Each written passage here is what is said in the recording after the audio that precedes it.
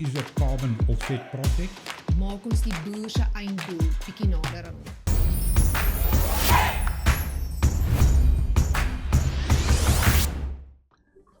Goeiemiddag en dit is weer lekker om met die boere te gesels en uiteindelik lyk dit of die rand so bietjie wil verswak en dat die mielieprys wil optel, veral die wit mielieprys.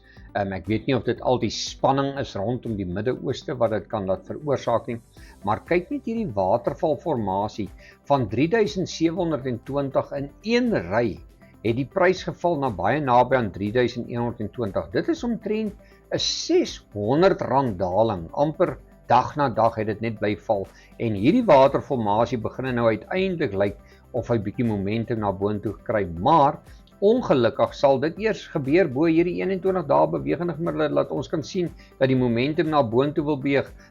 Daar's die gemiddelde, hy lê op 3375. Ons verhandel nou rondom 3170 en onthou, ek kyk hierso na die wit mielie Julie grafiek, die Julie kontrak en hierdie kantelkersie gee vir my die idee dat hier kopers is. My eerste teiken na bo sal hierdie weerstand wees by 3200 en 3224, dis die hoogtepunt van daai kersie. Daar sal die momentum na boontoe begin swai. Heel eers gaan hierdie teikentjie van hierdie venster wag. Daar is nog 'n venster, kom ek gee hierdie venster. Hierdie venster lê tussen 3272. Hy sal sluit by 3284 en daai venster sluit oop of maak oop by 3399 en hy sluit by 3405. Nou kom ons hoop dat hierdie naaldekokerkers, kantelkersie vir ons sê dat die kopers wat hier in laagtepunte gekoop het ernstig is, maar eers bo hierdie vlak van 3224 kan ons optimisties raak. En as jy dan daar wil koop en jy wil 'n keerverlies sê, gebruik die laagtepunt van hierdie kersie en hy lê by 3104 en ons hoop ons kan al hierdie teikens kry, want ek dink die boere wat mielies plant is regtig desperaat en moedeloos. Maar kom ons kyk 'n bietjie na die ander interessante grafiek en dis die rand. En dit sê vir my iewers is iets besig om in die rand te gebeur. Die rand het nou vir lank net versterk, maar die laaste week sien ons 'n laagtepunt, 'n hoër laagtepunt, 'n dubbellaagte amper, want hy het op daai vlakke gaan vaskop en nou begin hy, hier kan julle dit hoor vir die eerste keer hier bo die 40 dae, maar kom ons maak hom die 50 dae gemiddelde. Ek is altyd lief om die 50 dag gemiddelde te gebruik want hy gee vir my 'n mooi indikasie van die tendens. Die tendens is nou presies, hy het baie naby aan hom gaan vasstamp by 1621 vandag. Maar wat vir my meer belangrik is en dit is wat die boere wil hoor, die boere sê as ons net 'n bietjie 'n swakker rand kan kry, dan kan die wit mielies en die sagte kommoditeite dalk kop optel. En daar lê die groot ding, as hy bo R16.11 kan begin konsolideer en dan bo 1621 kan ons dalk hierdie vlakkie bereik van 1642 en ek dink bo 1642 gaan ons begin sien dat hierdie laagtepunt, hierdie dubbellaagtepunt, die breek van die 50 dae bewegende gemiddelde dalk 'n tendensverandering in die plaaslike rand kan maak en dit gaan sagte kommoditeite steun. Wel, kom ek hoop ek is waar, kom ek hoop dat die boere 'n bietjie goeie nuus kry, want hulle het net slegte nuus die laaste ruk. Besoek my webtuiste www.fransklerk.com vir meer inligting en ons kuier weer.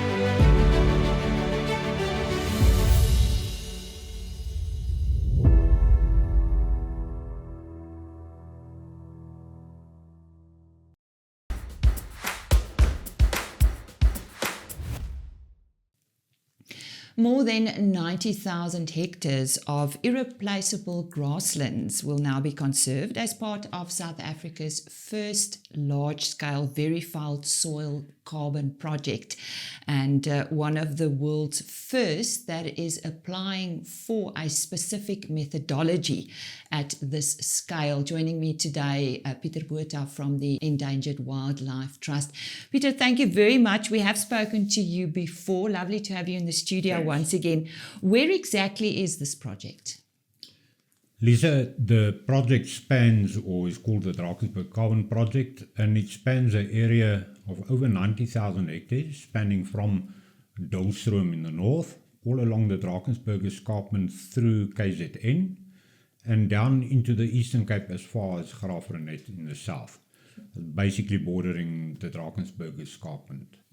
What is the project?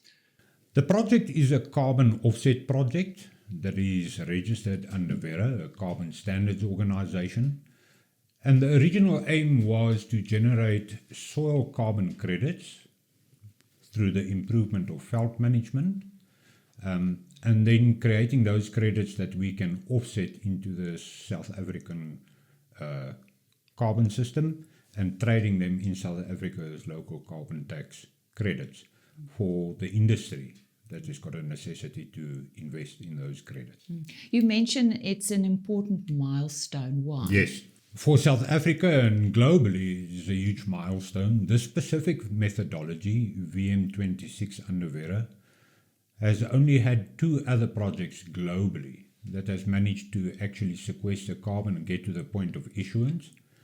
Currently, there are other methodologies out there in the agricultural space, but they do differ intrinsically in that they're more holistic agricultural approaches than this one that specifically focuses on rangeland, veld in South African terms, and the use of animals and fire in that veld.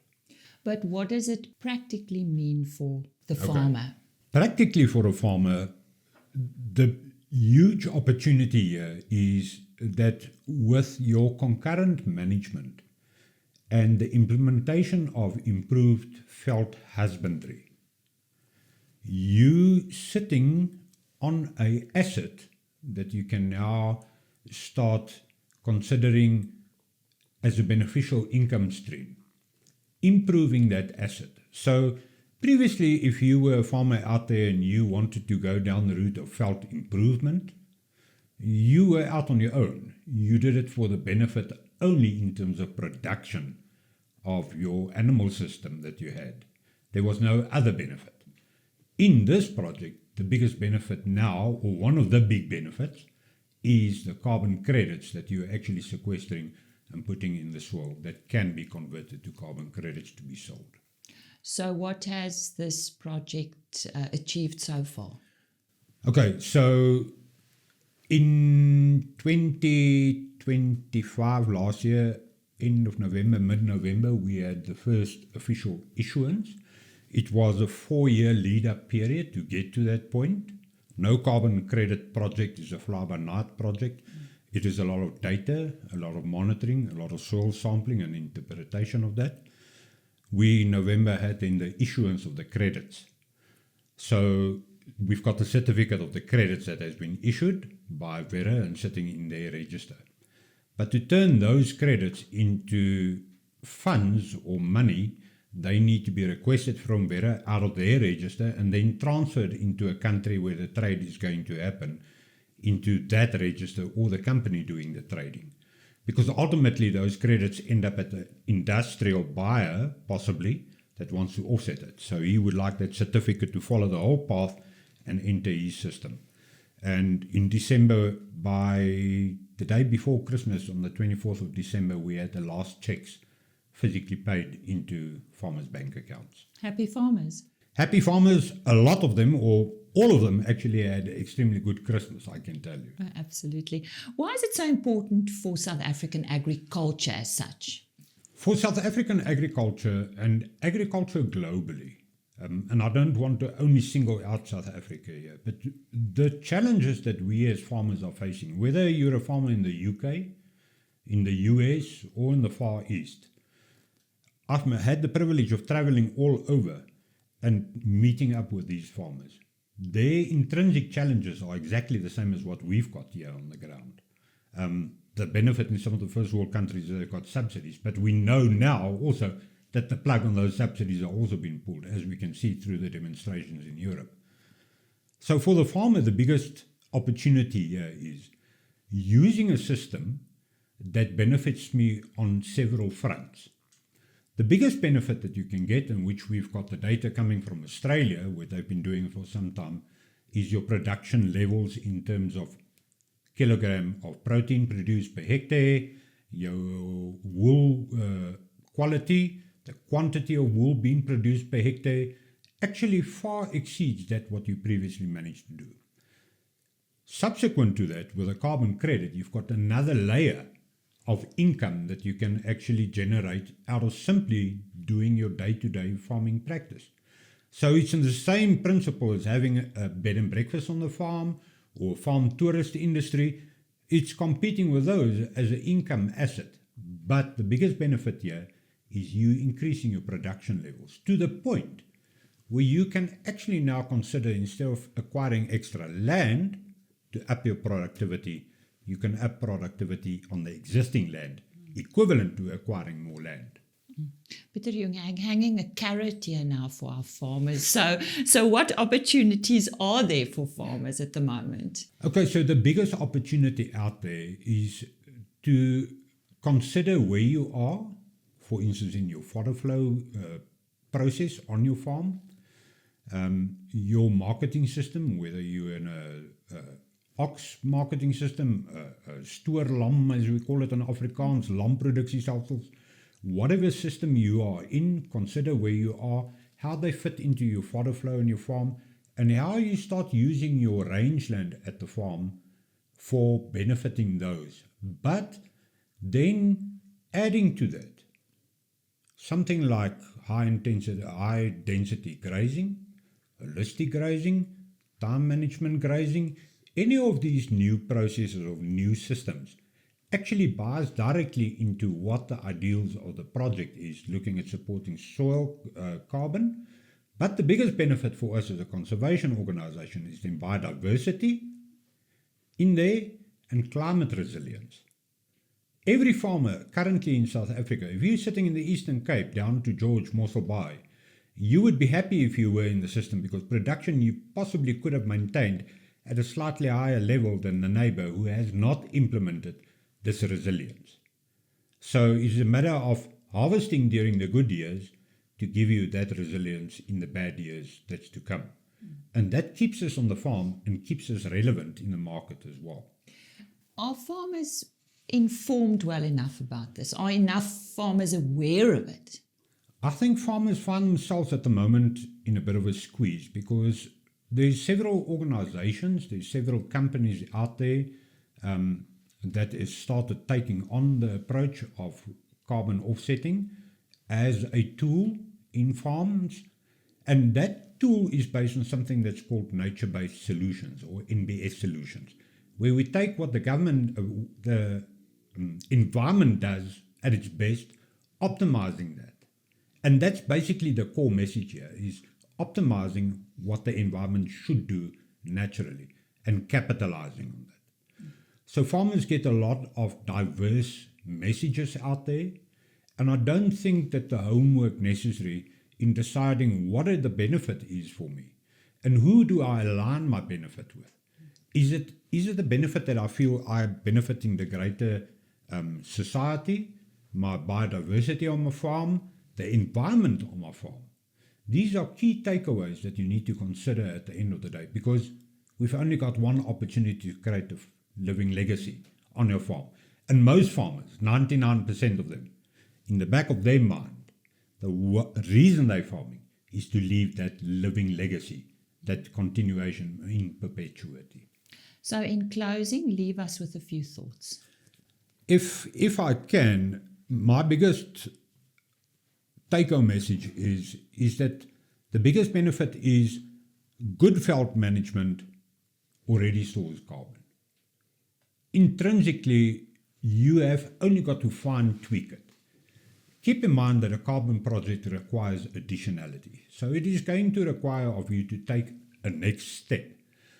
But most farmers are in that process of having to adopt the next step. Why not diversify the risk? If you do take that next step, in making sure that there's a backup plan also, an extra opportunity built into that next step. Agriculture, conservation and climate solutions can and has to work together. We are currently, sadly, in a bad situation with disease control in South Africa, and we're aiming for international markets. But we do know that international markets require traceability, sustainability, and environmental friendly production systems. And that's where our project completely fits into that. Because that climate resilience, the biodiversity, and the conservation that is attached to that project. So do your homework well, and you're going to walk away smiling at the end of the day for very little adjustment and minimizing your risk. I think that's enough information to start doing your investigation. Peter, thank you very much. And that was Pieter Botha from the Endangered Wildlife Trust.